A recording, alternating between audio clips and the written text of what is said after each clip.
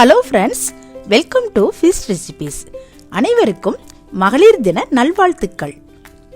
மகளிர் தினத்தை ஒட்டி நான் 2 வருஷத்துக்கு முன்னாடி ஊருக்கு போயிருந்தப்போ என்னுடைய அம்மா எனக்காக தேங்காய் பர்பி ரொம்பவும் ஆசையாக செஞ்சு கொடுத்தாங்கங்க. அப்படி எங்கள் அம்மா செய்கிறப்போ நான் கொஞ்சம் வீடியோ எடுத்திருந்தேன். அந்த வீடியோவை தான் இப்போது நான் அப்லோடு பண்ணியிருக்கேங்க.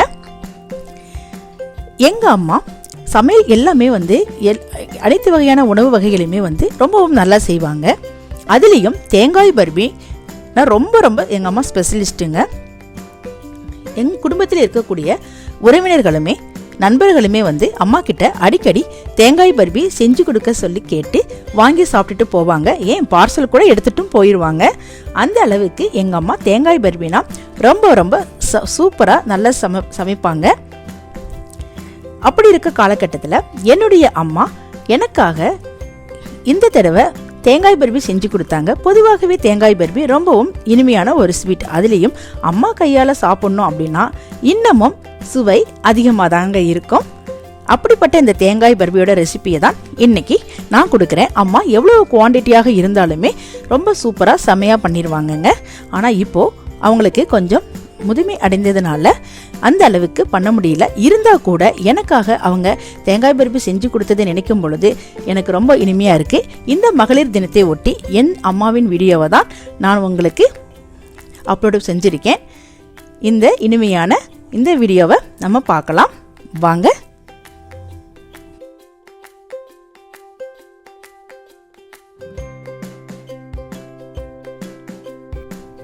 அம்மா ஒரு மிக்சி ஜாரில் 5 ஏலக்காயும் 1 ஸ்பூன் அளவிற்கு ஒயிட் சுகரையும் எடுத்து மிக்சி ஜாரில் ரொம்ப நைஸாக அரைச்சி எடுத்துக்கிட்டாங்க. வீட்டிலேயே ஏலக்காய் பொடியை ரெடி பண்ணிக்கிட்டாங்க. அடுத்ததாக ஒரு 2 ஸ்பூன் அளவிற்கு நெய்யை எடுத்து ஒரு தட்டில் நல்லா ஸ்ப்ரெட் பண்ணி விட்டுட்ருக்காங்க.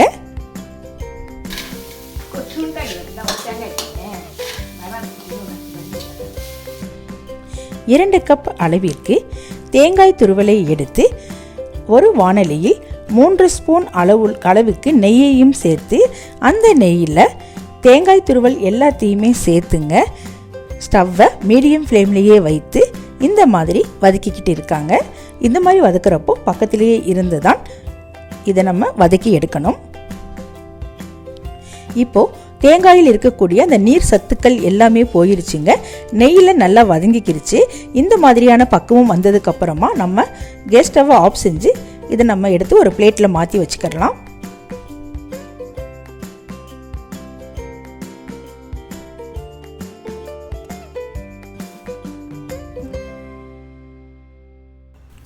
அடுத்ததாக அதே பாத்திரத்தில் நம்ம 1.5 கப் அளவிற்கு ஒயிட் சுகரை எடுத்து சேர்த்துக்கிட்டாங்க.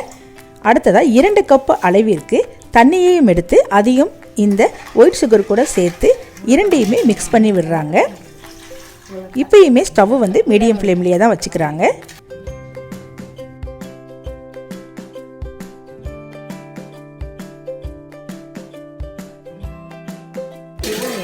அடுத்து கொஞ்ச நேரத்திலேயே ஏலக்காய் பவுடரையும் சேர்த்துக்கிறாங்க.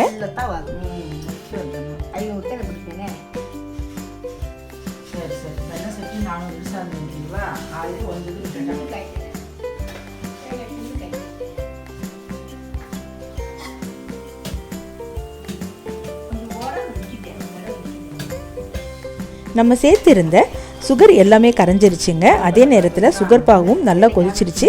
இப்போ பாருங்கள், ஒரு கம்பி பதம் அழகாக வந்துருச்சு. இந்த மாதிரி நல்லா வந்ததுக்கு அப்புறமா தான் நம்ம நெய்யில் வறுத்த இந்த தேங்காய் துருவல் எல்லாத்தையுமே இதில் சேர்த்துக்கிறணும். இப்போது கரண்டியால் நல்லா மிக்ஸ் பண்ணி விட்டுக்கிட்டே இருக்கணுங்க. ஸ்டவ்வை மீடியம் ஃப்ளேம்லேயே வச்சுக்கிறணும். இந்த நேரத்தில் அம்மா ஒரு 1/2 கப் அளவிற்கு முந்திரி பருப்பை எடுத்து கொஞ்சமாக நுணுக்கியும் பொடிதாக இடித்து வச்சுருந்தாங்க. அதையும் இதில் சேர்த்துக்கிட்டாங்க.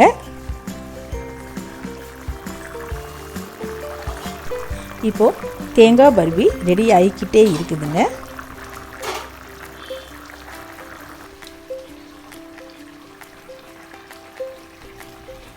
அடுத்ததாக ஒரு 5 ஸ்பூன் அளவிற்கு நெய்யும் எடுத்து அதையும் இது கூட சேர்த்துக்கிட்டாங்க.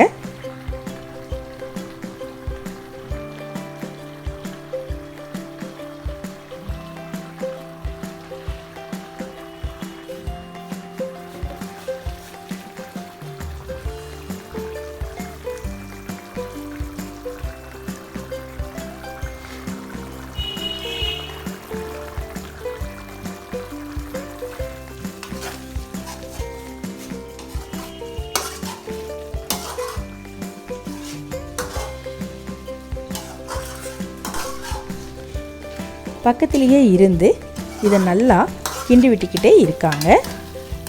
ஒரு ஸ்டேஜில் இந்த மாதிரியான பக்குவம் நம்மளுக்கு கிடைக்கிது.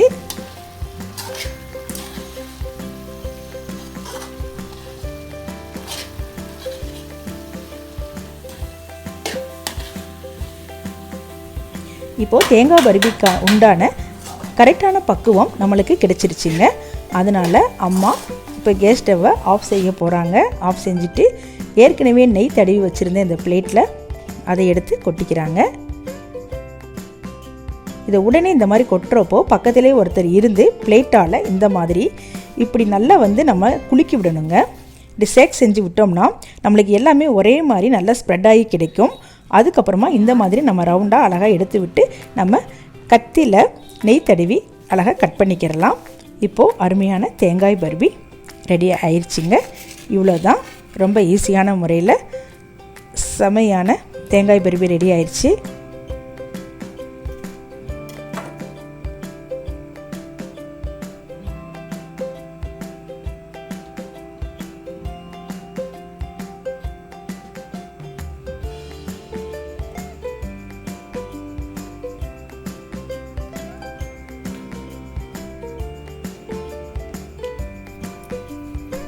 இந்த பர்பிகள் எல்லாமே நம்ம இந்த மாதிரி தனித்தனியாக பிரித்து எடுத்து ஒரு ஏர் டைட்டான பாத்திரத்தில் போட்டு வச்சு நம்ம சாப்பிட்டோம்னா அவ்வளோ ருசியாக இருக்குங்க. 10 நாள் ஆனாலும் பர்பி சுவை மாறவே மாறாது, அவ்வளோ அருமையாக இருக்கும். அதுவும் இந்த பர்பி என் அம்மா கையாலே செய்ததுனால ரொம்பவும் ருசியாக இருந்தது. நாங்கள் எல்லாரும் ரொம்பவும் விரும்பி சாப்பிட்டோம்.